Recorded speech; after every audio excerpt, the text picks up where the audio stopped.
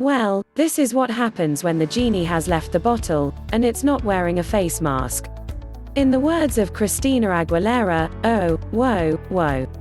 COVID-19 cases have been on the rise throughout the US.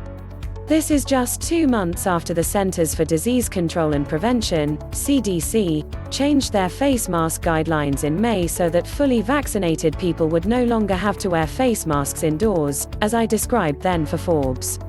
Since it's difficult to tell whether people are fully vaccinated because they may do a thing called lying, many state and local authorities soon abandoned face mask requirements altogether.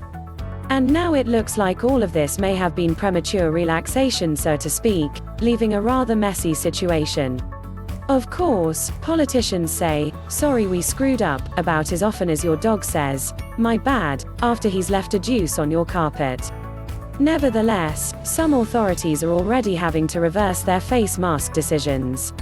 Fueled in part by the spread of the more transmissible Delta variant of the severe acute respiratory syndrome coronavirus 2, SARS-CoV-2, COVID-19 cases have indeed been back on the rise again.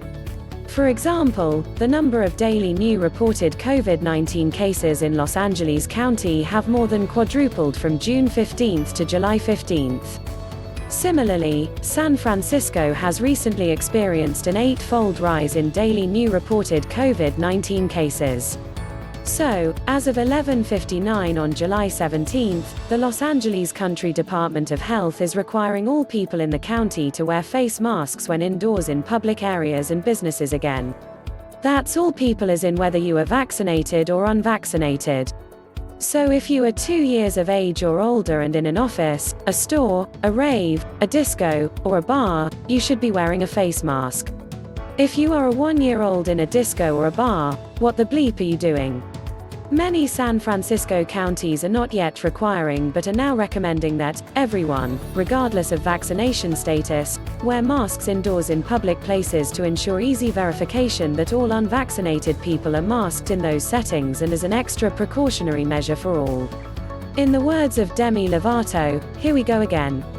The return of more face mask wearing in these and other locations happens to coincide with World Mask Week 2021, which concluded July 18 and was supported by the Pandemic Action Network, the Africa Centers for Disease Control and Prevention, the African Union, 3M, and over 50 other organizations. And to all conspiracy theorists, this was a coincidence and not planned. This has come at a time when there's been debate over lifting of face mask rules, said Eloise Todd, co-founder of the Pandemic Action Network. COVID-19 cases have been going up at an exponential rate. Todd mentioned how in the UK COVID-19 precautions have been relaxed even as COVID-19 cases have risen. Masking is required on London transport even with the general lifting of precautions.